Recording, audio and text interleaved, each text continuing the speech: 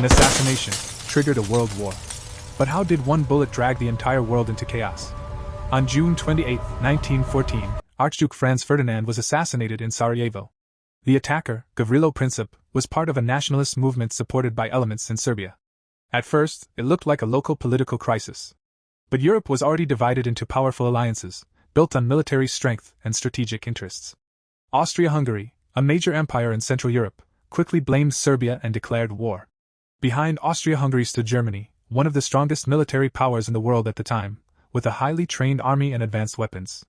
On the other side, Serbia was backed by Russia, a massive empire with one of the largest armies in the world.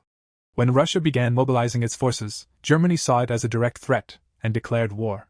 Germany then turned toward France, Russia's ally and a major European power, preparing for a two-front war. To strike quickly, Germany invaded Belgium, a neutral country, to reach France faster. That single move changed everything. Because United Kingdom, the world's leading naval power at the time, had promised to protect Belgium. So Britain declared war on Germany. Within days, Europe's strongest empires were all at war. The Central Powers, Germany and Austria-Hungary, faced the Allied powers, Britain, France, and Russia.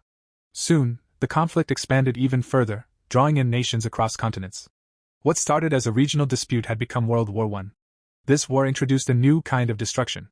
Machine guns, artillery, poison gas, and trench warfare turned battlefields into deadly stalemates. Millions of soldiers were sent into brutal conditions, and millions never returned.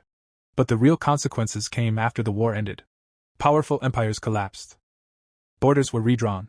And Germany, once a rising power, was left defeated, humiliated, and economically broken. Out of this instability, anger began to grow. And from that anger, a new and dangerous leader would rise. A man who would lead the world into an even more devastating conflict. And his name was Adolf Hitler.